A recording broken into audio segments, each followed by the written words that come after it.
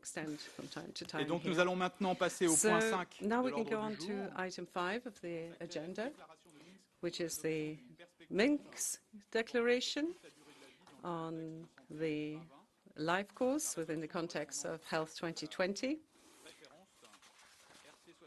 And here we have RC66, 12 Rev 1, and you can see the financial implications in document 22. The Minsk Declaration and the resolution emerged from the 2015 WHO European Ministerial Conference on the life course approach in the context of Health 2020. And this was hosted by the government of the Republic of Belarus, and we would like to thank them very much for that. And I would like to invite Dr. Gauden Galea to introduce this resolution. You have the floor, Gauden.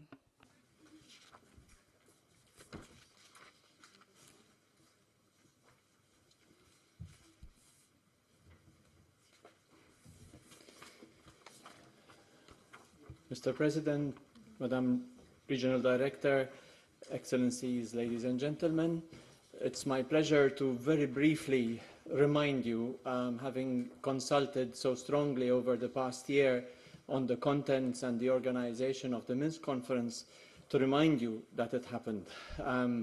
The conference, the European Ministerial Conference on the Life Course Approach in the context of Health 2020 took place on the 21st and 22nd of October of last year, and it was attended by the vast majority of member states. 39 member states were represented, 10 at ministerial level, 7 at vice ministerial level.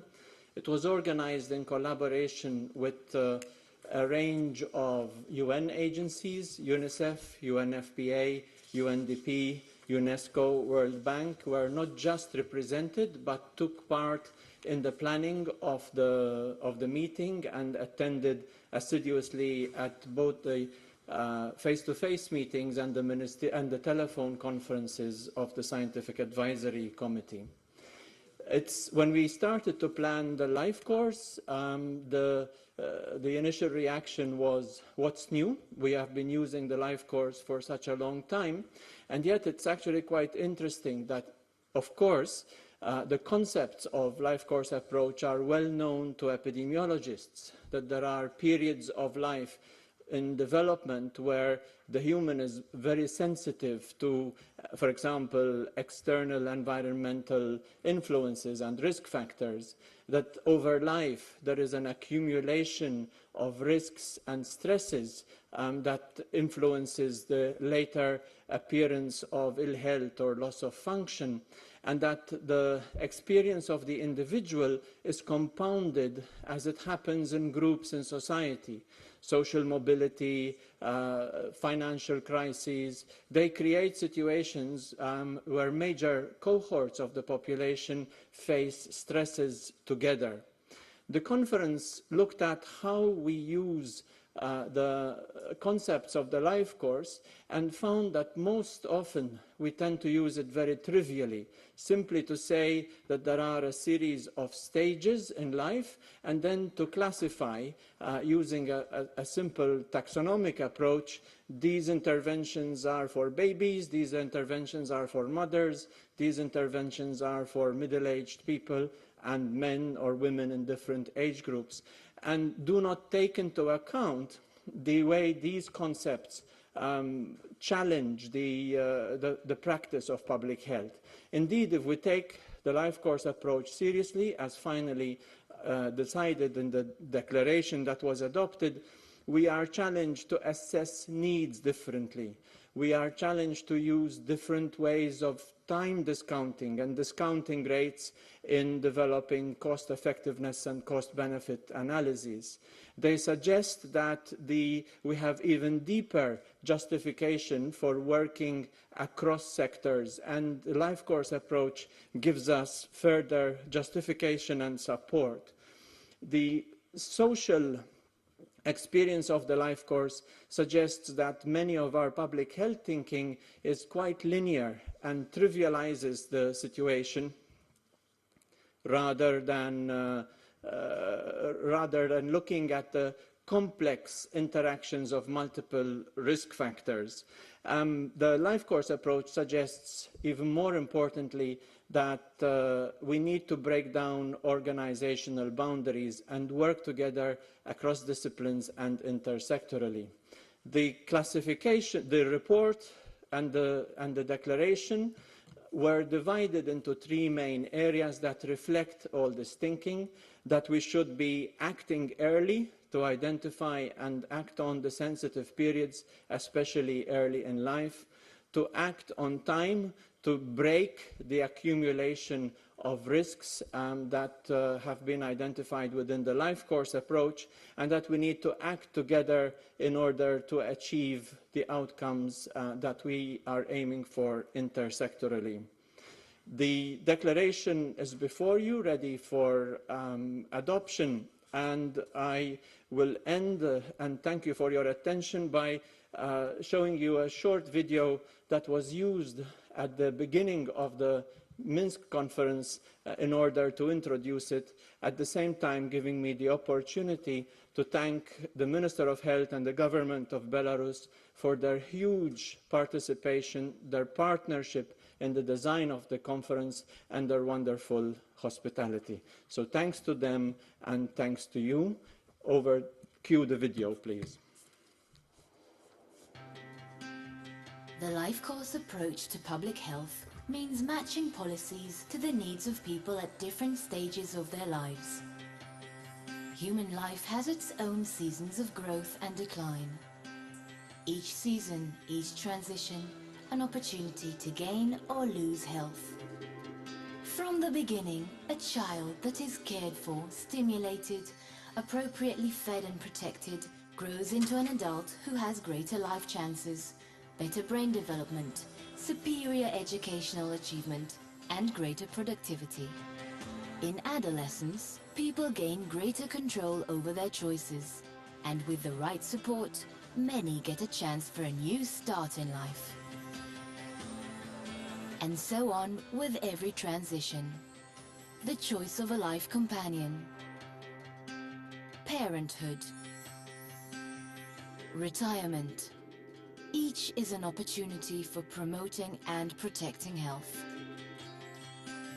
No life is lived alone, and all human lives are connected to others in the family, community, or nation.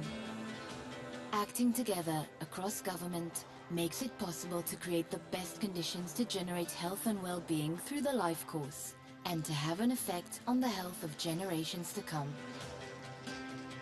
The life course approach envisions a future where all Europeans grow and age in health and dignity. Let us create that future.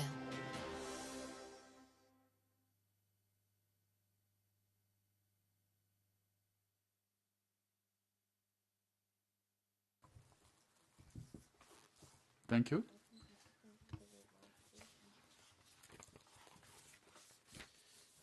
Where is mine? I think we'll listen now for the point of view of the Permanent Committee.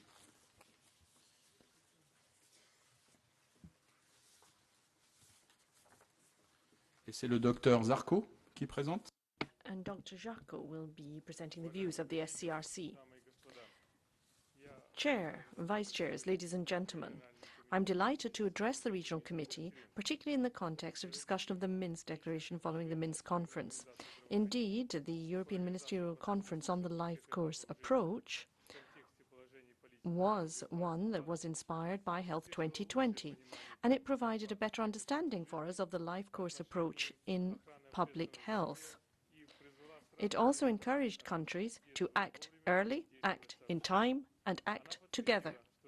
It confirmed that there are unused possibilities, starting from preconception, going through development of the fetus, early childhood, adolescence, and other transition periods.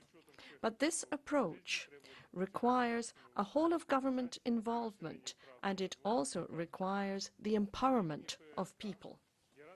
On behalf of the SCRC, I am pleased to provide the Regional Committee with a summary of the development process in accordance with the Minsk Declaration that has taken place both in consultation with Member States and at the SCRC. Investing in health through a life course approach is one of the 4 priority areas for policy action within the European Policy for Health and Wellbeing, Health 2020. In the course of preparation of the framework supporting the WHO European Ministerial Conference on the Life Course Approach in the context of Health 2020, the Advisory Committee drafted the Minsk Declaration.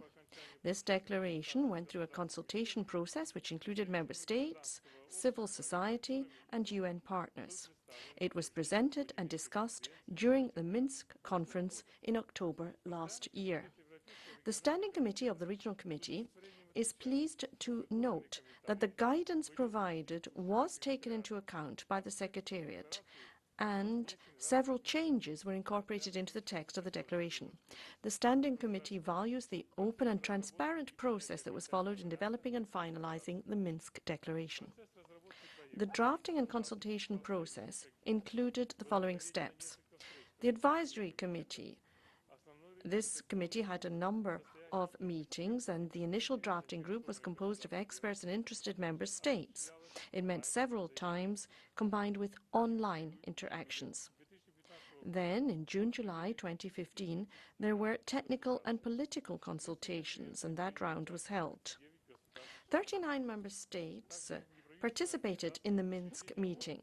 10 delegations at minister level, 11 delegations at deputy minister level, NGOs, UN organizations, experts and WHO collaborating centers. The Minsk conference was the first high-level meeting organized within the WHO European region following the adoption of the 2030 Agenda for Sustainable Development. It called upon all countries to invest in their people and in future generations by using the life course approach. The Minsk Declaration and its related resolution urge all countries to use the life course approach and to monitor its impact. In conclusion, please let me underline that the SCRC welcomes the Minsk Declaration. It considers it to be an important document and therefore it encourages the Regional Committee to endorse the strategy and the resolution. Thank you. Merci, Dr. Zarco. Thank you, Dr. Jarko. Thank you for having presented the views of the SCRC, and thanks are due also to the government of the Republic of Belarus for this conference, which was very successful. The floor is now open, and I will now take comments on this agenda item. The floor is open.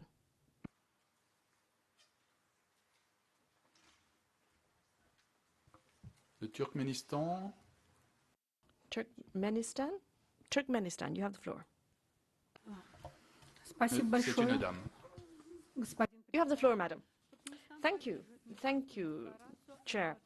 Turkmenistan wishes to express support for the Minsk Declaration on health throughout the life course in the context of Health 2020. We have showed a number of commitments intended to allow us to enhance and strengthen health for people throughout their life cycle in our country.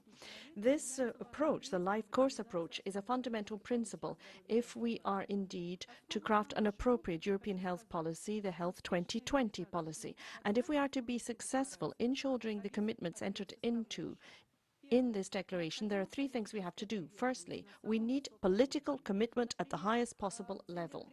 For instance, if we are to overcome the challenges that were outlined in the Ashgabat Declaration, a number of things had to be done, and indeed we adopted a national strategy on prevention and control of NCDs. We also established an interdepartmental coordinating body that was indeed responsible for ensuring appropriate implementation of this document at national level. So that's the first thing we need, political will. Secondly, financial resources have to be made available to allow us to actually fulfill the commitments we've entered into. And we, Turkmenistan, in cooperation with with WHO, are working on a regional project for tobacco control. And here, in fact, more than $3 million have been invested by our government, by the government of Turkmenistan, over a period of 15-20 years. Thirdly, we have to recognize that commitments have to be integrated within national monitoring systems that already exist, and we need to do this using appropriate indicators. We have many challenges in the sector of health that we have to face today. Also, we have challenges for sustainable development and other commitments that we've already entered into. We need to be clear about how we are going to measure and assess progress towards the goals that we have set ourselves. Thank you. Merci, Madame. Thank you. Armenia, please.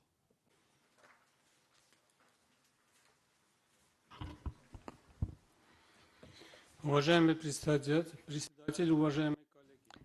Chair, distinguished colleagues, the Ministerial Conference of WHO looked at many types of new data relating to genetic and to health data that we have, allowing us to establish a sound basis for work on health throughout the life course. We in Armenia have now accepted that we need to craft a policy and a strategy that will allow us to achieve the goals that have been set, and that we need to make sure that we have the resources we required.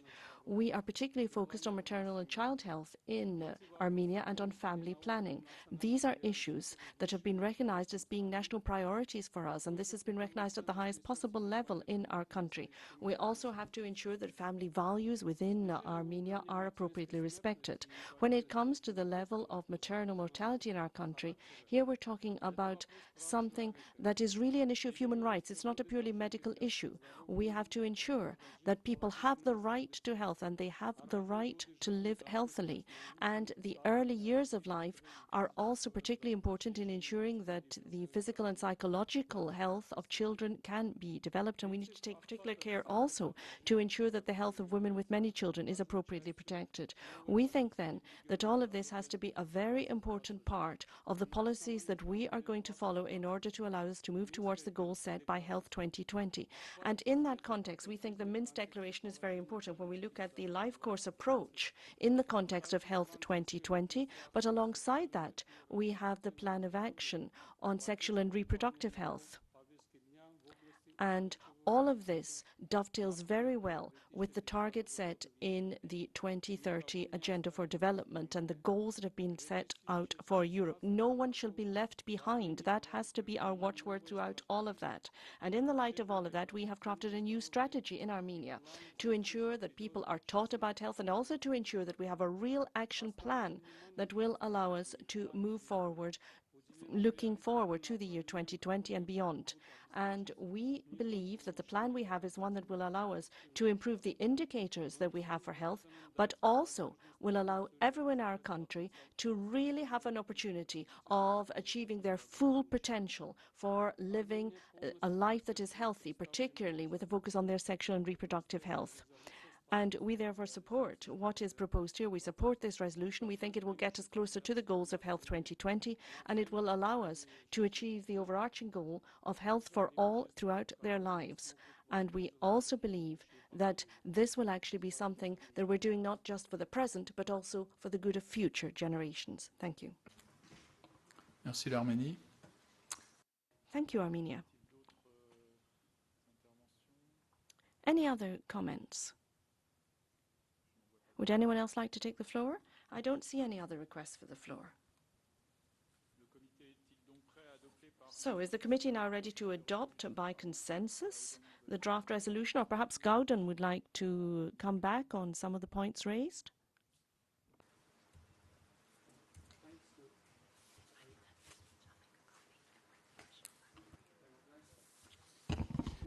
I would like to thank both speakers for their support. Both of them raised the importance of measuring success and having a proper action plan.